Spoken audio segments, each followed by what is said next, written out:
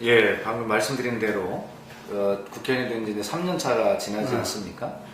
3년 동안 경험했던 것 중에 가장 격렬했던 하루였던 것 같고 그것이 뭐 외형적으로 뿐만이 아니라 내면적으로도 굉장히 좀 많은 경험을 했던 그런 하루였던 것 같습니다. 어제 저희 당의 그 규탄 모임에서 제가 규탄사를 대표로 했는데 그 첫 마디가 이날을 목 놓아 통과하고 싶다라고 한 시일야 방송 대곡이라고 인용하면서 제가 했는데 아마 되게 상징적으로 제 마음을 또 저희 국회의원들의 마음을 그렇게 제가 표현했다고 생각을 합니다. 그리고 특히 초선 의원으로서는 좀 미약하지만 우리나라 정치 발전에 조금이라도 보탬이 되겠다라고 하는 그 푸른 꿈이 있었을 거 아니겠습니까? 사실은 개인적으로는 그런 푸른 꿈이 좀 산산이 부서지는 듯한 그런 충격도 느꼈고 그렇습니다. 그러나 어쨌든 이러한 문제들도 뭐 그 야당만이 아니라 여당 또 국회 전체가 느끼는 그런 좀 충격들이었는데 어찌됐든 이런 문제들을 좀 지혜롭게 잘 풀어가면서 이러한 것들이 좀 우리가 함께 전진하고 발전하는데 어떤 식으로든지 좀 징검다리가 될 수 있도록 그렇게 기능하도록 해야 되겠다라고 하는 생각이 하루를 자고하면서 오늘은 좀 냉정하게 그 생각이 좀 들고 있습니다. 모든 국민이 사실은 메르스로 인해서 고통을 받고 있고 또 감염으로 인해서 농민의 가슴이 타들어가고 있는 이때 갑작스럽고 느닷없는 대통령의 이 국회법 개정안 거부권 행사로 정말 아픈 국민의 가슴에 다시 한번 소금을 뿌리는 것과 같은 그러한 충격을 대통령께서 주신 것에 대해서 참 안타깝게 생각합니다. 대통령은 국민의 안전을 지키고 또 국민을 편안하게 해야 할 종합적인 그런 책임을 지고 있는 최고의 통수권자 아니겠습니까?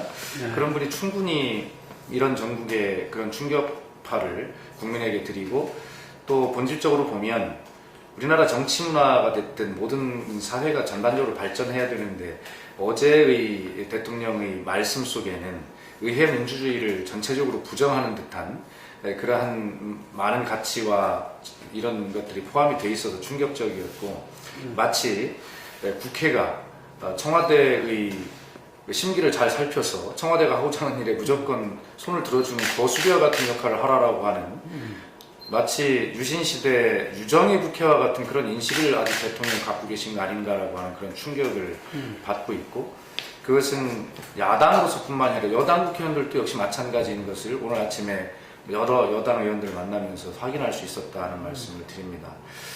이 국회법 개정안 문제는 사실 대통령께서도 국회의원 시절에 2번이나 국회법이 개정돼야 된다는데 서명하신 전력이 있으시거든요. 그리고 이 국회법 개정안은 지속적으로 수정되어 온 역사가 있습니다. 그것은 그만큼 서로 좀 더 나은 방향으로 이것이 바뀌어야 된다라고 하는 아직 불완전한 상태이기 때문에 그렇게 해온 역사가 있기 때문에 그런 역사 속에서 이것을 파악하신다면 당신도 서명하신 적이 있고 이것이 국회가 행정부를 통제하고 입법부 아래에 두겠다는 그런 의도가 아닌 것을 잘 알고 계신 대통령께서 이것을 그렇게 파악하신다는 것은 평소 의회주의자이심을 강조하고 또 신뢰와 원칙을 강조하신 대통령께서 전혀 하신 일이 아니다는 생각이 들고 저는 개인적으로 아마 메르스 정국에 몰린 대통령께서 지지율이 급락하자 이 정국을 전환하기 위한 국면 전환용 카드로 이 충격적인 요법을 쓰신 것이 아닌가 하는 강한 의구심을 가지고 있습니다. 대통령께서는 어제 그렇게 강한 충격을 주시고 오늘은 창조경제 문제를 이야기하신다고 제주도로 가셨지 않습니까? 정말 이렇게 무책임할 수가 없다 이런 생각이 들고 있습니다.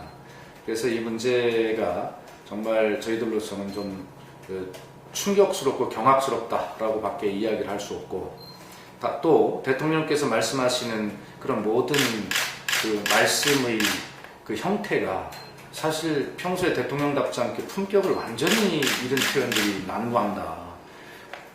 정말 막말에 가까운 이런 말씀들로 가득 찬 그런 것이고 또 정말 그 와중에 말씀하시는 표정과 눈빛에도 그런 어떤 거의 증오에 가까운 이런 표정들이 있는 것을 보고 너무 놀랐는데 어쨌든 다시 한번 강조하지만 국회는 지금 사회자께서 말씀하신 대로 공무원 연금 개혁안을 마련하는데 정말 최선의 노력을 다했고 전혀 테이블에 앉으려고 하지도 않는 그 공무원 노조를 테이블에 앉혀서 함께 사회적 대타협을 일단 이뤄낸 것 아니겠습니까? 그런 노력을 대통령께서 좀 진지하게 보셨더라면 이러지 않으셨을 것이다. 또 국회 입법권이 침해되는 것을 뻔히 알면서도 국회의장의 중재안에 여야가 머리를 맞대고 일단 노력했던 그 진심을 대통령께서 아직 이해를 못하신 것 같다, 이런 생각이 들고 있는데, 어쨌든 이 문제는 야당과 청와대의 문제가 아니라 이 국회가 정말 행정부와 어떻게 관계를 설정할 것이냐 하는 이 문제에 있어서 저희 야당으로서는 총력 투쟁을 이야기할 수밖에 없다라고 하는 말씀을 드립니다. 제가 어제 의원총회를 통해서 그 발언을 제가 처음 했는데요. 정부 여당이 소위 경제활성화법이라고 해서 요구하고 있는 것이 30건 정도입니다. 그 중에 현재 본회의를 완전히 본회의까지 통과한 법이 21건이고 어제 정상적으로 됐으면 어제 본회의에서 통과시키고 된 법이 2개 있었습니다. 그러니까 전체적으로 23건은 본회의를 통과한 것입니다. 그런데 7건이 남지 않습니까? 그 중에 2건은 여당과 여당의 이견, 여당과 정부의 이견으로 통과가 안 되는 것이지 야당과는 관계가 없는 일입니다. 그 2건을 빼면 나머지가 5건이 남는데 그 5건이 소위 서비스산업발전기본법과 관광진흥법과 의료법 3가지입니다. 의료법이 이제 3가지이기 때문에 총체적으로 건은 5건이지만 종류는 3가지인데, 저희들이 늘 강조하듯이 여기에는 반민생, 반서민, 독소조항이 분명히 포함되어 있기 때문에 저희가 이 법 전체를 반대하는 것이 아니라 그 중에 그 독소조항은 우리가 이건 찬성할 수 없기 때문에 그거는 좀 이야기를 해보자라는 것이거든요. 근데 그런 어떤 야당의 제안에는 전혀 응하지 않고 마치 그 3건이 안 된 것이 때문에 지난 3년간 경제가 활성화 안 되고 경기가 실패했다라고 하는 말씀은 저는 그렇게 생각합니다. 대통령께서 또 대통령께 누구에게 보고를 받으시는지 모르지만 뭔가 대통령께 정보가 잘못 전달되고 있다라고 하는 것을 여러 징후를 가지고 있습니다. 이것뿐만이 아니라 그래서 청와대 참모들의 이 무능과 또 대통령께 올라가는 정보의 선별적으로 이런 것들이 올라가는 것이 아닌가. 대통령의 엊그제 말씀 중에 보면 그것뿐만이 아니라 제가 다 반박할 수 있습니다만 많은 사실관계가 왜곡되어 있는 것이 있습니다. 예. 그래서 이것이 대통령께서는 그 사실관계를 잘못 보고받으시고 그렇게 알고 계시다면 당연히 그런 분노의 말씀을 하실 수 있겠다고 싶습니다. 그러나 중요한 것은 그렇게 야당이 말씀드리는 것에 대해서 대통령께서 한번 들어보시고 저들의 이야기가 과연 맞는 것이 틀린 것, 사실관계는 확인하고 말씀하셔야 된다고 생각하거든요.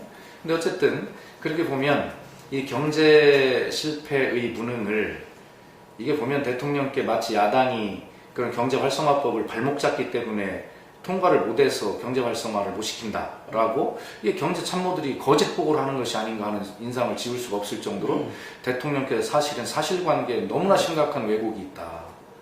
한두 군데가 아니라 국정 전반에 관한 오해가 있구나 하는 것을 여실히 느낄 수 있어서 사실은 국회법 개정안 거부권 행사 자체보다 국정 전반에 대한 오해가 이제 도를 넘어 있다라는 것이 사실은 더 경악스럽다 하는 말씀을 드립니다. 예, 그 문제를 오늘 아침에 여당 일부 의원님들과 자연스럽게 이야기를 들을 수가 있었습니다. 그리고 어제 제가 원내 대변인이기 때문에 그 여당 쪽의 정보에 밝은 기자님들 통해서도 어제 밤늦게까지 들을 수 있었는데, 어제 어쨌든 그 새누리당이 이 국회법 개정안에 대해서 자동 폐기를 하기로 했다라는 내부 방침을 정했음에도 불구하고 청와대의 진노가 가라앉지 않고 있다라고 하는 것이 어제 밤늦게까지 상황이었거든요. 자, 그것은 바로 뭐냐면 아마 이 기회에 유승민 원내대표를 좀 대통령께서는 정리하고 싶지 않았나 하는 그런 생각을 가지고 있는데, 유승민 원내대표는 그냥 신임 쪽으로 가닥이 난 거 아니겠습니까? 아마 그래서 결과적으로는 대통령의 뜻을 절반밖에 관철을 여당이 못 시킨 것이고, 그 행간에 보면 여당 내에도 이제 상당한 그 갈등의 요소가 존재하고 있구나라는 것을 저는 읽을 수가 있었는데, 이것이 아마 앞으로 어떤 활력을 가지고 그 분열의 요소가 될지 그건 잘 모르겠으나, 어쨌든 어제의 행간에서 보면 대통령의 뜻을 유승민 대표를 오늘 아침에 유승민 대표가 정말 심각할 정도로 유승민 대표답지 않은 반성문을 제출하면서 우리 대통령의 뜻 하면서 했지 않습니까? 그런 걸 보면 어제 밤 사이에 청와대의 진노가 대단했다는 것에 대해서 유승민 대표가 감지하고 오늘 아침에 그런 반성문을 쓰지 않았나 하는 생각을 가지고 있습니다. 어쨌든 여당 내부의 사정이 그렇게 썩 좋아 보이지 않고 굉장히 복잡한 요소를 가지고 있다는 느껴집니다. 뭐 저는 유승민 대표를 개인적으로 굉장히 좋아한다는 표현을 여러 군데서 제가 한 적이 있는데 공무원 연금 또 협상을 하면서 그걸 또 확인했죠. 17시간을 같이 협상에 임하면서 굉장히 진지한 노력을 하는 사람이구나 라고 하는 생각을 많이 하게 돼서 신뢰를 가졌는데, 이번에 오늘 아침에 제가 유승민 대표의 반성문에 대해서 뭐라고 제가 이야기를 했냐면 한마디로 자리를 얻었을지는 모르지만 국민의 신뢰는 잃었다라고 그렇게 표현을 했습니다. 그러나 어쨌든 유승민 대표가 보여준 모습은 두 가지였을 텐데, 오늘 점심에 만난 어떤 국회의원은 유승민 대표의 그런 처신에 대해서 예전에 중국 고사에 보면 한신이 정말 자기의 그런 치욕스러움을 숨기고 가랑이 밑을 지나가면서 결국에 자기 뜻을 이룬다는 고사가 있지 않습니까? 일본에도 그런 비슷한 고사가 있고요. 그래서 그러한 정말 이를 악문 인내거나 아니면 정말 청와대의 분위기에 정말 바짝 엎드린 그런 것 아니겠냐 이렇게 표현하는 너무 극단적인 표현들이죠. 그러면 어떻게 됐든 간에 김무성 대표가 유승민 대표를 잃으면 순망치 않은 관계죠. 바로 자기한테 직격탄이 올 수 있는 부분이기 때문에 어젯밤에 김무성 대표와 유승민 대표 간에 그러한 신세 한탄들이 있었을 것이고, 거기서 나온 답이 오늘 유승민 대표의 엎드리기일 텐데, 어쨌든 유승민 대표답지 않은, 겉으로 보기에는 그런 처신을 함으로써 유승민 대표를 좋아했던 많은 국민들, 중도 지대에 있던 많은 국민들이 아마 유승민 대표에게 실망하는 1차적인 계기는 충분히 된 것 같다, 그런 관점을 갖고 있습니다. 지금 이 관계는 당 대표가 직접 나서야 되는 상황은 아니라고 판단하고, 원내대표를 중심으로 실무적 차원의 그런 어떤 대응들을 원내 전략으로 이렇게 해왔는데, 이제 마지막에는 이제 당 대표가 직접 말씀을 하셔야 된다는 그런 전략을 가지고 있었죠. 그것이 이제 오늘 이렇게 이제 결과로 나타난 것인데, 어쨌든 이 엄중한 시기에 당 대표가 청와대를 향해서 직접 말씀을 하시는 것은 당 대표 개인의 발언이라기보다는 이 엄중한 정국에 정말 잡으라는 메르스는 잡지 않고 해결하라는 가뭄은 해결하지 못하고 결과적으로 가서 국회만 쉽게 잡겠다라고 하는, 그래서 정쟁을 유발시키는 이 정국에서 당 대표가, 제1야당의 대표가 침묵해서는 안 된다라고 하는 그런 절박함이 있었고, 이것은 문재인 대표의 목소리라기보다는 그런 절박한 국민의 목소리를 제1야당의 대표가 대신한 것이다 라는 말씀을 좀 드리고 싶고, 예전 같으면 제1야당의 대표가 침묵하다 한마디 하는 것은 정말 대통령께서 무게 있도록 받아주셨던 것 아니겠습니까? 그래서 대통령께서는 제1야당의 대표 말을 무겁게 받아들이고 정말 제1야당 대표를 좀 만나서라도, 또 필요하다면 여야 대표를 다 한 번에 만나서라도 정말 다시 한번 정중하게 국회법 개정의 거부권을 행사하게 된 자기 심경을 좀 겸손하게는 아니지만 좀 진실하게 좀 설명하고, 정말 이렇다라고 하는, 그렇다면 소통이 될 수 있는 것을 그렇게 원한에 찬 그런 품격 없는 말치와 그 다음에 정말 증오에 찬, 분노에 찬 눈빛으로 그렇게 말씀하시는 것에 대해서 정말 사과하고 함께 국정을 잘 풀어가자라고 하는 그런 논의를 좀 해야 될 것이다, 이렇게 보고 있습니다. 예, 어쨌든 6월 임시국회는 7월 7일까지입니다. 그리고 저희가 이 국회를 전면 보이콧한 것이 아니라 이 재부의 일정을 잡아줄 때까지 한시적 보이콧이고, 그것도 전면 보이콧이 아니라 메르스 관련 법은 틀림없이 처리한다라고 약속했고 어제 처리를 했지 않습니까? 그렇기 때문에 어떤 부분적인 이제 거부인데요. 그러나 어쨌든 저희는 7월 1일 날 국회의장이 이것을 재부의하겠다라고 하는 의사를 밝히고 있기 때문에 7월 1일 날 정도에 그것이 처리가 되면 나머지 2일부터 7일까지 시간이 있기 때문에 지금 현재 법사위를 통과한 여러 가지 법률안의 처리, 그리고 지금 법무부 장관에 대한 청문회도 예정이 되어 있지 않습니까? 그 문제, 그다음에 추가 경정 예산 문제 이런 문제들을 충분하게 처리할 시간이 얼마든지 있다. 그래서 다만 현재는 저희가 요구한 대로 제9의 일정을 하루빨리 잡아주는 것, 그것이 야당에게도 명분을 주는 거 아니겠습니까? 그러면 저희 부의 문제가 처리가 되면 그 이후에 의사 일정에 대해서는 뭐 저희가 충분하게 협조할 준비가 되어 있다라고 하는 것입니다. 그럼 국민이 네. 특히 국회 예. 야당은 걱정 안 해도 되겠네요. 그렇습니다. 아, 국민이 좀 걱정할 상대가 많아가지고 지금. 예, 그렇습니다. 저희는 전혀 네. 걱정 안 하셔도 되고, 네. 예, 저희도 늘 이런 구도 속에서 야당이 발목 잡기 프레임에 갇혀가지고 늘 명분 있는 이야기를 하면서도 실제는 국민께 혼이 나는 이런 경우를 네. 많이 보셨지 않습니까? 네.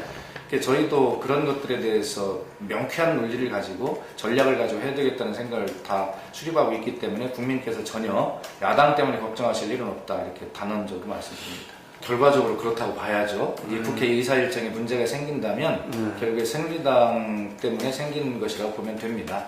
그래서 저희는 새누리당이 자동 폐기를 결정을 했기 때문에 이 사람들이 재부의 날짜를 잡아줄 일은 없습니다. 그러니까, 그렇기 때문에 국회의장에게 재부의 날짜를 잡아주도록 요청을 드리는 것이고 국회의장도 그 재부의는 하는데 그 재부의 날짜는 여야가 협의를 해라 이렇게 이야기한 것이거든요. 근데 네. 여당과 예의가 안 되면 당신이 직접 잡겠다 이렇게 말씀하신 거기 때문에 네. 그 날짜는 잡힐 것이고 다만 여당이 좀 야당에게 예의도 지키고 국회로서 좀 책무와 의무를 다하려면 적어도 자존심을 최소한 지키려면 적어도 표결에는 참여해야 된다는 것이 저희 주장이고 그것이 야당을 인정해 주는 거 아니겠습니까? 네. 그런데 아예 표결 자체에 불참하는 것은 야당도 무시하는 것이고 국민에게 해서는 안 될 일인데 결과적으로는 거기에 대한 옳고 그름은 국민들께서 판단하실 몫이고 거기에서 비롯되는 여러 가지 뭐 당 지지율의 하락이나 뭐 이런 문제들 이런 것은 뭐 본인들이 책임을 져야 되겠죠. 예. 어쨌든 야당의 의사 일정에 이렇게 적극적인 의사를 가지고 있으니까 여당이 야당으로 하여금 다른 일을 하지 않도록 적어도 그것만큼은 지켜주길 바랍니다. 어쨌든 당 대표가 가장 가까이에 두어야 할 사무총장을 뭐 임명하는 거 인사권에 관한 문제는 존중되어야 된다라는 것이 제 생각입니다. 다만 이 사무총장이라고 하는 자리가 전에는 이게 최고위원회 의결을 거쳐야 되는 사항이 아니었는데 공천과 관련해서 중요한 위치여서 그런지는 모르겠지만 우리 당규 개정을 통해서 최고위원회 의결을 거치도록 한 사항이기 때문에 처음으로 이런 문제가 이제 생긴 것이죠. 사실은 뭐 그런 것이 없다면 임명하면 그만인데 저희가 너무 이 디테일하게 당규를 만들어서 민주적으로 운영을 하려다 보니까 이런 문제가 처음으로 생긴 거죠. 저는 이 문제의 본질이 결과적으로 뭐 사회자님 잘 아십니다만 총선을 앞둔 해에는 늘 보면 그 물갈이 의원이 나오지 않습니까? 그렇기 때문에 아마 다선 의원님들 중심으로 다선 의원님들 저는 초선에 잘 모르겠습니다만 아마 통상적으로 어느 정당에서 한 30% 정도는 물갈이 하지 않습니까? 공천 때? 예. 그러면 대개 다선 의원님들이 대상을 배운 것이 역사라고 보면 그렇죠. 아 이게 진짜 누구를 사무총장으로 하고 뭐 이런 문제보다 뭐 비노 친노 이런 갈등보다 거기에는 결과적으로 공천 문제가 본질이 아닌가 저는 그렇게 보고 있습니다. 그리고 거기에 쉽게 얘기하면 뭐 천정배 의원이나 또 정동영 의원이나 뭐 이런 다른 길을 가고 계신 분들이 어떤 원심력으로 작용할 수 있는 요소들이 지금 밖에 있거든요. 그래서 만약에 당의 혁신 작업을 통해서 또 어떤 당연히 늘 있어왔던 어떤 물갈이, 공천 물갈이를 통해서 그 안에 포함되지 못하는 분들은 당연히 밖에 둥지를 틀려고 하는 원심력이 당연히 작용할 것이고요. 예, 그런 분들의 목소리, 그런 분들의 염려 때문에 이런 문제가 생겼다고 저는 그렇게 보고 싶습니다. 그것이 뭐 친노, 비노 어떤 갈등 때문에 이것이 뭐 촉발되는 문제라고 생각하지 않고요. 그리고 사무총장 인선 문제가 친노와 비노의 갈등은 아닌 것 같다라고 우리 당 의원들은 다 그렇게 인식하고 있습니다. 대화를 해보면 결과적으로 공천 문제가 핵심이다 이렇게 보고 있는 것인데요. 어쨌든 그럼에도 불구하고 혁신위원회가 이제 한 9월 정도까지 활동을 이제 되게 하게 되면 어떤 대충 윤곽이 크게 나오지 않지 않습니까? 그러면 거기에 나는 저 룰 안에 들어가지 못하겠다 하시는 분들은 예를 들어서 다른 길을 봐야 되겠다는 생각을 하실 텐데 결과적으로 시대의 흐름은 혁신인데 그 혁신 안에 들어가지 못해서 밖으로 밀려나야 될 그럴 어떤 사람들이라면 국민들에게 그렇게 크게 지지를 받겠는가라고 하는 그런 생각을 가지고 있고, 그래서 결과적으로는 뭐 이런 문제도 이제 잘 봉합이 되면서 당의 혁신안이 그렇게 국민적 지지를 얻게 되면 결과적으로 거꾸로 이 당과 당원들의 지지는 이건 뭐 분명한 것이다. 그래서 국민의 눈높이에 맞는 혁신안을 만들어내는 것이 중요하지, 당의 또 국회의원의 눈높이에 맞는 혁신안을 만들어내는 것은 그렇게 중요한 것이 아니다. 이렇게. 그런데 뭐 원내대표에게 뭐 직접 제가 들은 바는 없고, 또 원내대표가 또 직접 말씀을 하실 이유도 없죠. 그런 얘기들. 그러나 다선 의원님들 중심으로 이야기를 들어보면, 평소에 이종걸 원내대표답지 않게 저렇게 하는 거 보면, 국회의원 생활을 오래 같이 해오면서 사람 관계 굉장히 부드러운데. 그러니까 가졌던 어떤 개인적 어떤 경험들에서 나오는 뭐 그러한 행동들 아니겠냐, 뭐 이렇게 평가하는 다선 의원님들이 많이 계시더라고요. 그리고 그것이 아까 말씀드린 대로 비노와 친노의 문제는 아니다. 그래서 어떤 개인적 경험에서 나오는 그런 어떤 썩 아름답지 못한 경험들이 축적된 데서 나온 그런 부분들이 상당히 좀 있는 거 아니냐라고 하는 뭐 그런 평가들이 선배들이 이야기를 많이 하는 걸 들었습니다. 현재는 제 지역구인 충남 공주시하고 이완구 총리의 지역구인 부여청양이 다 인구 하한선에 미달이어서 전부 이 문제가 합구되는 그런 대상이어서, 어쨌든 전국에 25군데 선거가 합구가 되는데 그 중에서 야당 의원 지역구, 여당 의원 지역구 합구되는 유일한 한 군데입니다. 거기다 야당 초선 의원과 여당의 원내대표를 지낸 국무총리까지 하는, 그래서 굉장히 좀 제가 주목받는 지역구에서 선거를 치르지 않겠나 이렇게 보고 있는데, 어쨌든 이완구 전 총리가 어떤 충청의 대망론을 그렇게 확산시킬 수 있는 좋은 어떤 자산이었고 기회였는데, 그것이 꺾임으로써 충청 대망론의 전체 자산이 좀 줄어든 것에 대해서는 충청이라는 사람은 안타깝게 생각을 합니다. 그러나 그것보다 더 중요한 것은 우리 전체 사회가 선진화되기 위해서는 정치 문화의 혁신과 더불어서 어떤 그 사회 문화의 어떤 혁신, 변화 이런 것도 굉장히 중요한데, 거기에는 부정부패, 또 여러 가지 우리가 관습적으로 가지고 있었던 뭐 그런 어떤 것들인데, 이번에 이완구 총리가 연루됐던 문제는 결국에 거기에 뭐 부정부패는 아닐지 모르지만 어쨌든 돈 문제가 개입이 된 것이고, 또 거기에 그것을 해명하는 과정에서 국민들께 어떤 말에 대한 신뢰를 잃은 것 아니겠습니까? 그렇다고 보면 이완구 총리는 좀 안타깝지만 그런 측면에서 국민께 잘못된 점은 분명히 잘못됐다라고 말씀을 드리고, 또 법에서 조사받아서 잘못 있으면 거기에 합당하게 뭐 처리하면 될 것이, 그런 생각을 가지고 있는데, 전체적으로는 우리 정치인들이 성장하면서 높이 가면 갈수록 그리고 정말 정치 인생을 정리하는 쪽으로 가면 갈수록 좀 명예롭게 잘 정리되고 좀 높이 되었으면 좋겠다라고 하는 그런 안타까움을 좀 가지고 있습니다. 가장 듣고 싶은 이야기가 서민의 대변자라고 하는 닉네임입니다. 네, 제가 우리 공주 시민들은 너무나 잘 아십니다. 제가 여당이 압도적 그 지배를 하고 있는 그 충청남도라고 하는 정치 지형에서 정말 야당 후보로 당선되는 것은 기적에 가까운 일이라고 했는데, 저는 뭐 아무것도 수단을 가지고 있지 못했습니다. 제가 뭐 경제적으로 부유한 것도 아니고 뭐 그렇습니다. 그런데 어쨌든 정말 그 진심으로 시민과 만나온 10년을 평가받은 것이라고 생각을 하는데요. 그렇기 때문에 저는 스스로 서민으로 살아왔고 서민의 삶을 너무나 잘 알고 있습니다. 국회의원이 된 지금도 저희 가장 큰 장점은 누가 저에게 서민은 이런 것이더라고 설명해 줄 필요가 없다는 것입니다. 그래서 그 입법활동, 의정활동을 하면서 제가 가장 중심을 둔 것은 바로 서민을 위한 의정활동입니다. 그래서 제가 21관왕이라고 하는 그런 좀 너무나 감사한 의정활동의 성적을 거둔 것도 바로 그러한 서민 입법활동에 치중을 하다 보니 뭐 그런 활동에 대한 평가를 그렇게 해주신 것이 아닌가 생각하고, 앞으로도 정말 낮고 소외된 곳에 있는 사람들, 국민들을 위해서 제가 국회의원으로서 해야 될 일이 있다면 무엇이든지 다 해야 되겠다라는 그런 생각을 가지고 노력하고 있습니다. 예, 저는 지금 고속버스로 3년을 출퇴근하고 있고요. 너무나 또 기쁜 것은 올해 4월 2일부터 호남고속철도가 생겨서 공주역이 개통이 되어서 제가 두 가지를 다 이용할 수 있게 된 것입니다. 그래서 고속버스 반, 또 KTX 반 이렇게 타려고 노력을 하고 있지요. KTX는 얼마 걸립니까, 서울까지?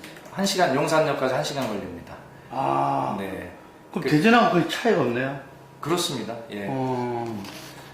그래서 이제 그 정도 걸리는데, 대개 이제 출퇴근에 이제 제가 총 소요하는 시간은 그런 이제 고속버스 타는 시간, KTX 타는 시간, 또 터미널에서 역에서 그렇게 이동하는 시간, 뭐 택시로 저는 주로 이용하거나 지하철을 이용합니다만 합하면 대개 1시간 한 40분가량을 그렇게 이용하게 됩니다. 그런데 제가 그것을 이제 효율과 비효율을 따져봤습니다. 과연 출근에 1시간 40분, 퇴근에 1시간 40분, 3시간 가까운 시간을 출퇴근에 쓰는 것인데 이것이 비효율 아닐까 생각을 해봤는데 그 시간을 좀 잘 내실 있게 쓰고 있습니다. 우선 고속버스를 타게 되면 유권자를 그 안에서 많이 만나게 되기 때문에 네, 그렇죠. 네, 그래서 일부러 저를 만나러 오는 이장님, 새마을 지도자들이 많이 생기셨는데 예. 그래서 제가 고속버스 의원실이라고 한 책도 낼 만큼 예. 버스 안에서 그 에피소드, 그 다음에 그 소규모 주민 수건 사업이나 각종 민원 같은 것들, 그런 것들이 제 책에 소개되어 있습니다만 고속버스 안에서 그 받은 민원이 무려 121건이 되는데 어쨌든 놀랍게도 그 121건의 그 소규모 주민 수건 사업을 100% 해결하는 정말 엄청난, 저도 믿어지지 않는 그런 성과를 올렸는데, 그렇다고 보면 이 고속버스를 타고 출퇴근하는 것이 결코 비효율이 아니고 그 시간도 국회의원으로서 의정 활동을 하는 시간이다 이렇게 생각하고 있고요.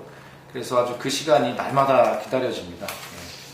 선거에서의 무기는 저는 뭐 별거 없다고 생각합니다. 좀 저희 당이 가장 떨어지는 것이 좀 기민성이라고 생각을 하는데요. 좀 아마 의외의 답변으로 들으실 수는 있을지 모르지만 저 새누리당이나 저희 당이나 선거 때는 대개 정책들이 수렴하게 되는 현상들을 최근에 와서 목격하시지 않습니까? 복지 정책도 그렇고. 그러나 이 선거가 끝나면 또다시 제자리로 가서 공약이 파기되고 그러는 것인데, 자, 그렇다면 선거 때 그 차별이 없는 정책을 어떻게 국민들에게 빨리 전달하고 효과 있게 전달해 가슴에 심어주느냐인데, 저희 당이 늘 답답한 것이 보면 그런 기민성에서 떨어지고 늘 상대당인 새누리당에서 속도에서 밀리는 것 같은 느낌을 많이 받습니다. 네. 그러나 저는 여기 와서 저희 당 생활을 해보니까요, 저희 당이 결코 부족한 적이 없는 정당이다라는 그런 자부심을 가지고 있습니다.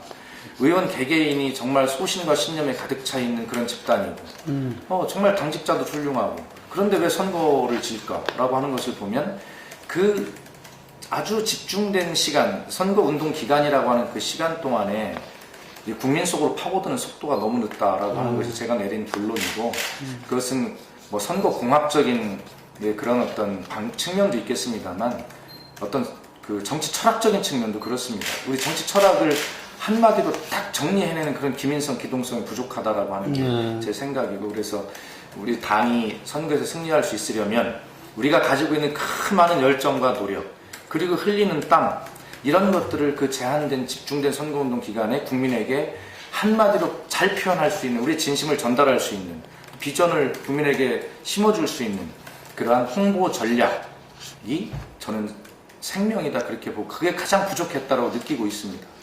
네, 대한민국 국민 여러분, 우리 국민 여러분을 사랑합니다. 그리고 대한민국을 우리는 사랑해야 합니다.